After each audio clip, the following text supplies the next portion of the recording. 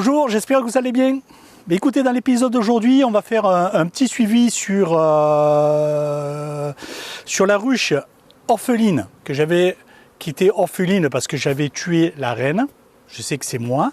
J'avais rajouté un cadre de couvain pour qu'elle puisse élever. Elle a élevé, la reine est née. Et quand j'ai contrôlé, elle n'avait pas encore attaqué la ponte. J'ai pas cherché la reine, hein. J'ai regardé, c'était une vidéo. J'ai pas vu de ponte, mais je pense que c'était trop tôt de 1 à 2 jours. Voilà, c'était à peu près le timing parce que là, on n'est pas sur du greffage. C'est plus compliqué de savoir exactement les dates et de savoir exactement quand est-ce qu'elle va se mettre à pondre, au jour près. Donc, on va la contrôler et on va voir si on voit la reine. Ensuite, je vais répondre en deuxième partie sur des questions concernant la grille à reine et les essaimages. Parce que c'est revenu et c'est une question qui est revenue plusieurs fois. Donc écoutez, je lance l'intro et on se retrouve sur la ruche pour regarder si on a de la ponte et si on voit la reine.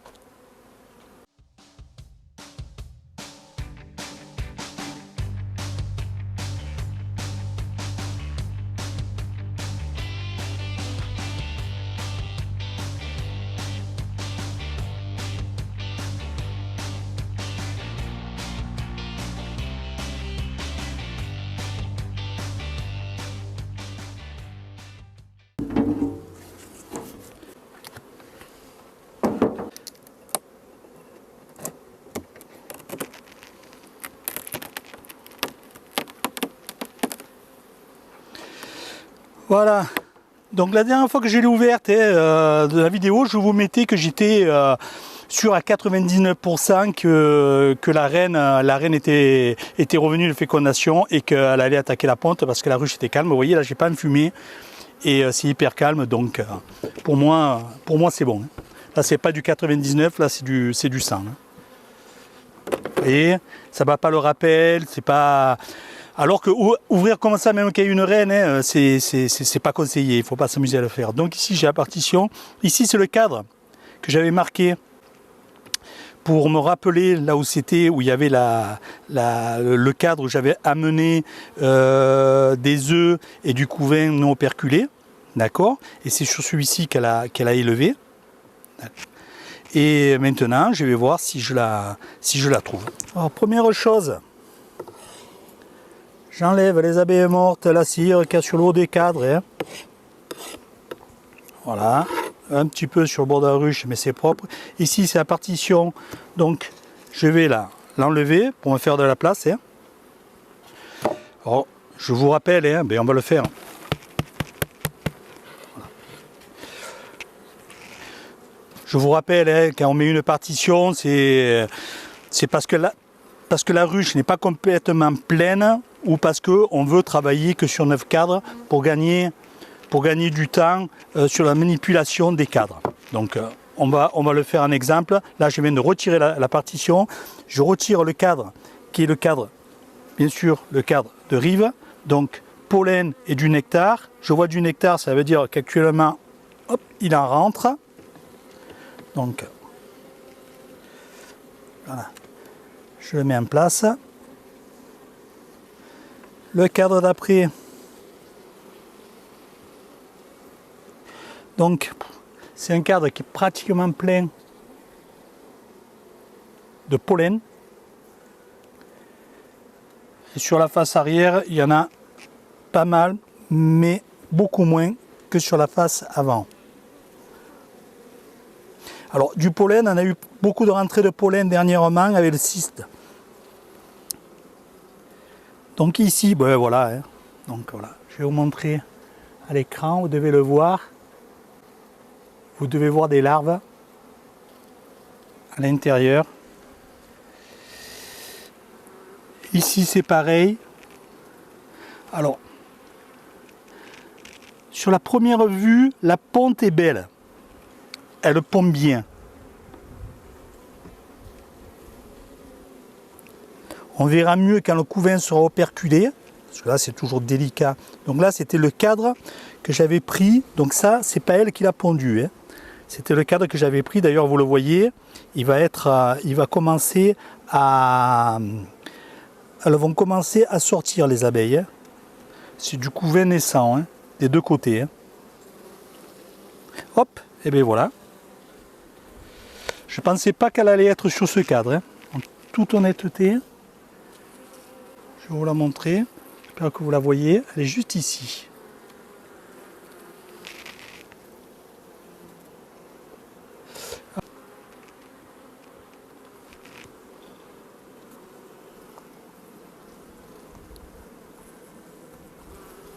Voilà. Elle est à l'intérieur. Je remets le cadre. Hop. Je vais le remettre, pardon, dans le même sens. Voilà. Bien que ça garde d'importance, c'est un cadre qui est plein de couvains. Je vais la marquer en blanc. Alors pourquoi en blanc? Parce que cette année, on est en couleur rouge. Parce que ici, on est sur une F2. Donc, moi je ne vends pas de F2, je vends que des F1. Donc là, bien sûr, je vais là, voilà. Je la bloque pour pouvoir atteindre facilement le point de marquage. Pousse-toi. Allez. Oh là là.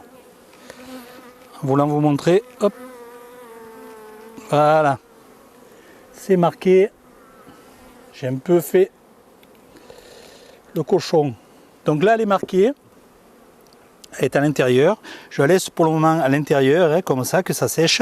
Et je vais en profiter pour continuer. Et je décale tous mes cadres de ce côté, du côté droit. Et ma partition va venir à l'opposé du côté gauche.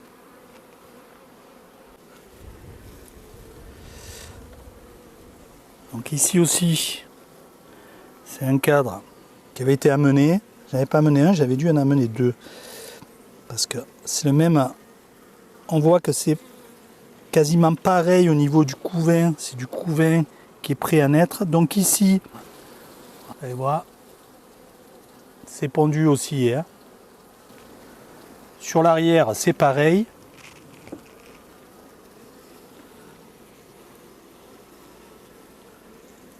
Quand je m'étais rendu compte qu'elle était orpheline, il n'y avait plus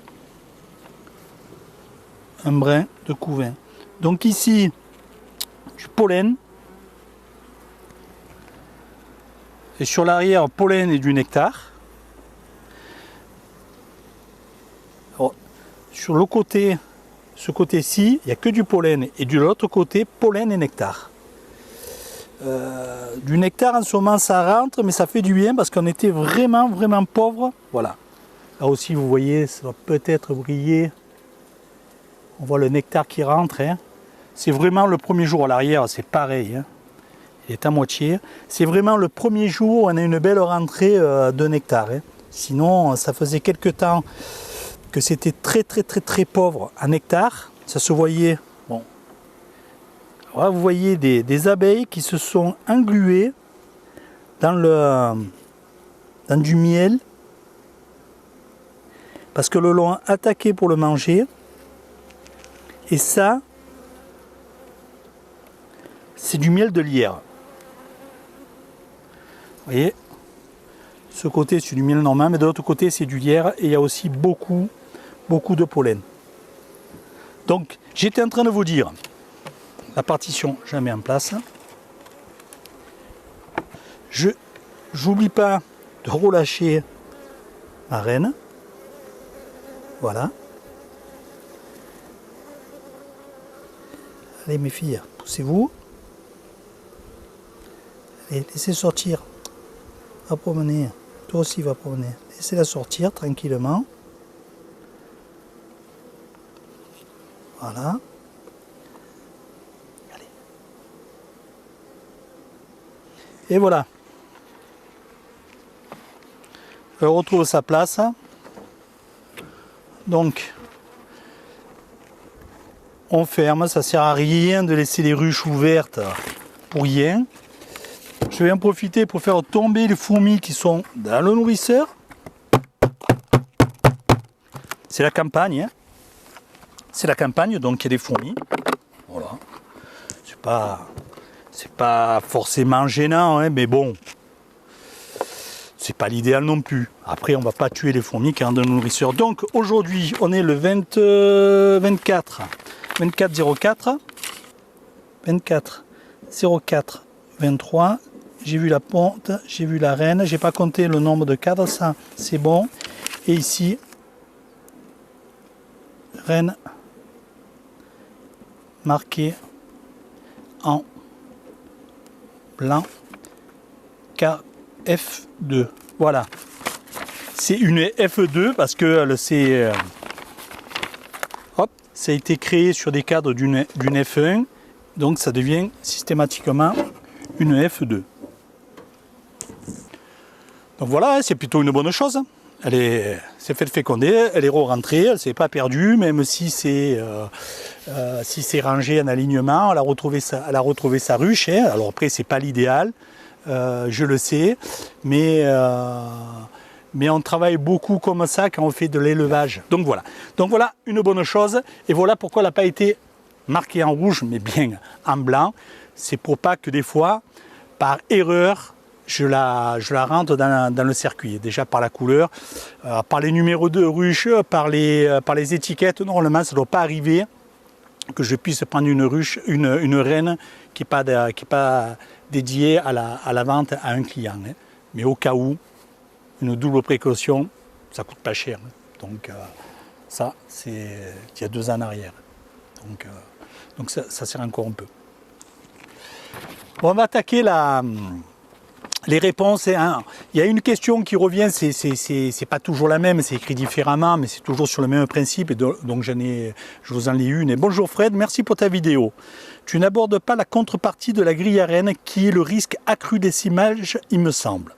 Comment t'en affranchis-tu dans ta pratique, s'il te plaît? Merci d'avance. Pour moi, la mise en place de la grille arène n'accentue pas l'essaimage. La grille arène, c'est juste pour, quand je mets une hausse, pour éviter que la reine monte. Et je ne sers pas d'une hausse pour éviter des essaimages. La seule façon d'éviter des essaimages, si vous avez en plus une colonie, une reine qui est très essaimeuse, c'est dans leur gène, hein, parce qu'il faut savoir que c'est comme ça qu'ils se reproduisent. Hein. Un essaim essaime 1 ou 2 fois, donc de une colonie, ça peut en faire 2 ou 3. Donc c'est comme ça qu'ils se multiplient et qu'ils se développent. Donc l'essaimage fait partie des gènes normaux des abeilles. Il faut qu'elles essaiment pour pouvoir se développer. Ça fait partie de leur nature. Donc il y en a qui sont plus ou moins essaimeuses. Suivant aussi les reines que l'on achète, elles sont sélectionnées pour être le moins essaimeuses possible. Mais de toute façon, la hausse n'est pas le moyen d'éviter un essaimage.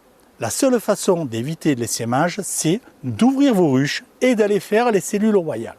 C'est la seule façon qui est fiable.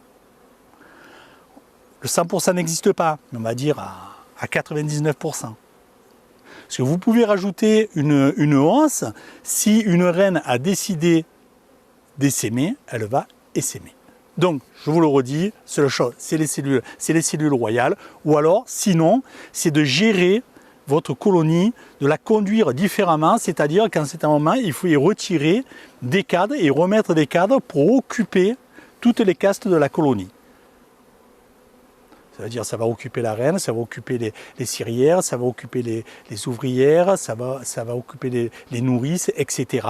Si vous retirez des cadres au fur et à mesure pour qu'elles aient toujours quelque chose à faire. Ça se fait aussi. Mais ça revient aussi au même principe que la hausse, hein, c'est du travail supplémentaire. Et d'aller faire les cellules royales, c'est aussi du travail supplémentaire. Mais aujourd'hui, c'est le seul moyen que je peux vous donner de sûr, c'est de faire les cellules royales. Tout le reste, c'est chaque apiculteur a une façon, parce que c'est dans sa façon de conduire les colonies, c'est plus facile pour lui de faire comme ça. Pour moi, je vais vous dire, ce qui est le plus facile, c'est de retirer des cadres. de retirer des cadres et mettre des cadres et que les abeilles... Alors je mets toujours des cadres avec de la cire gaufrée. Donc il faut étirer et ensuite pondre ou, si je les mets en rive, parce que des fois je les mets en rive, c'est pour récupérer des cadres remplis de nectar pour pouvoir nourrir, de miel, pardon, pour pouvoir nourrir plus tard ou en hiver. Pour finir sur ce chapitre, les cellules royales. Voilà. Je sais que ça ne va pas vous convaincre, il y en a plein qui vont m'envoyer des messages en me disant non, moi je ne fais pas comme ça. Voilà, je vous le dis que moi non plus je ne fais pas comme ça, mais c'est le seul conseil sûr que je peux vous donner. Alors j'ai une autre question que je vais répondre parce qu'il va avoir besoin d'une réponse rapide, ça dépend de là, bien sûr, de là où il se trouve, c'est Thierry François. Bonjour Fred, belle vidéo instructive comme d'hab. La question est comment et quand mettre le chasse-abeilles pour la récolte et nettoyer la grille après. Merci de tes conseils, belle saison à toi et aux abeilles. Belle saison bien sûr à toi et merci de me suivre. Et merci à tous de me suivre. Donc, le chasse-abeilles, voilà moi les chasse-abeilles que j'utilise. Donc ça se met ici, je fais un trou au milieu.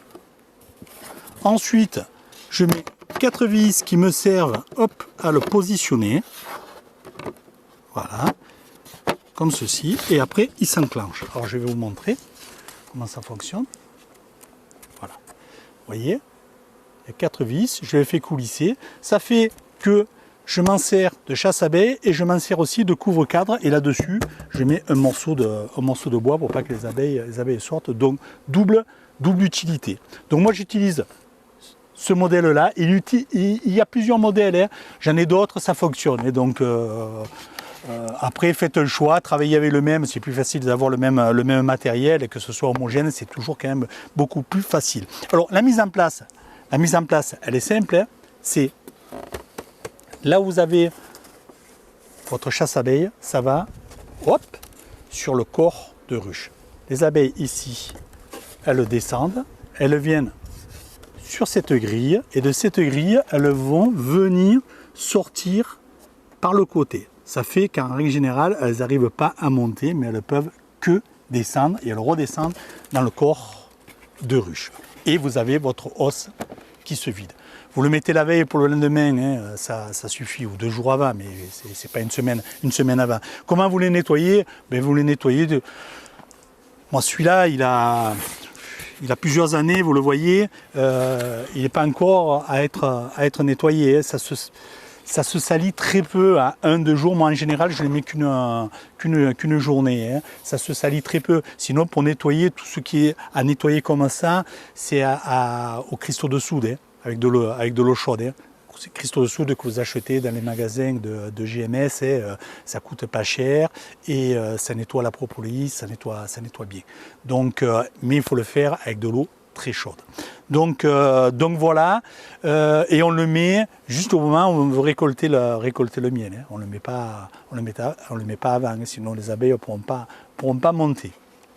Donc voilà, en réponse sur le chasse-abeilles. Alors la dernière question de Gilbert.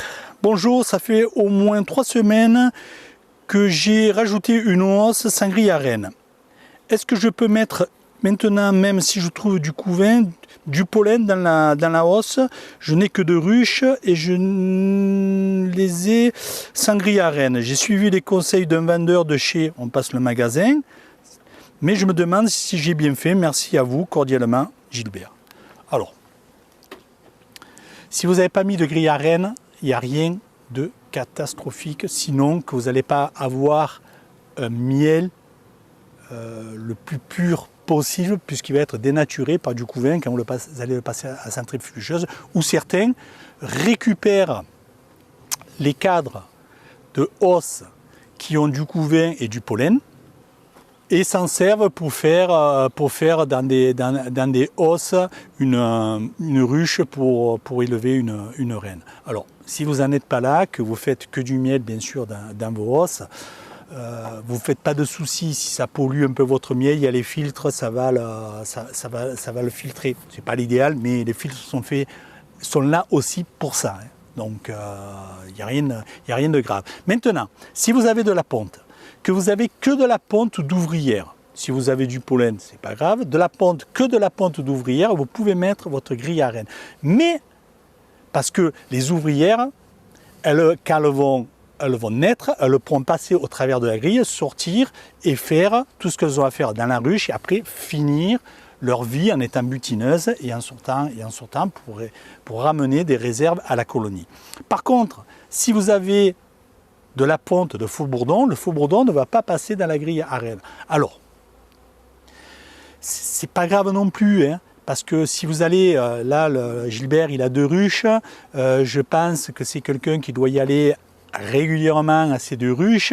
Si toutes les semaines les faux bourdons y naissent et que chaque semaine il va soulever sa ruche et il secoue un petit peu sa grille à reine et les faux bourdons vont sortir, il n'y a rien de grave, ils ne vont pas mourir en une semaine en étant bloqués en haut. De toute façon, ils ne vont pas sortir de la ruche de suite, les faux bourdons. Il faut savoir qu'ils aiment bien rester à rien faire, les pépères, au chaud et à se nourrir. Hein. Alors, par contre, si vous rajoutez la grille à reine, il faut être sûr que votre reine ne soit pas dans la hausse. Sinon, vous allez la bloquer. Donc avant de mettre une grille à reine, il faut être sûr que la reine est bien dans le corps.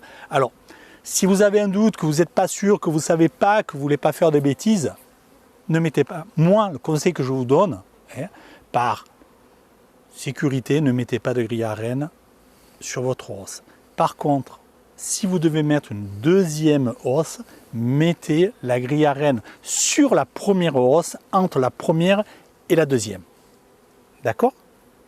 Ça fait qu'elle ne pourra pas, vous êtes sûr que la reine ne pourra jamais monter dans la deuxième hausse, même si elle est montée dans la première, peut-être qu'elle s'y trouve ou peut-être qu'elle est retournée dans le corps. De toute façon, elle est retournée dans le corps, mais elle risque de faire des va-et-vient. Donc voilà.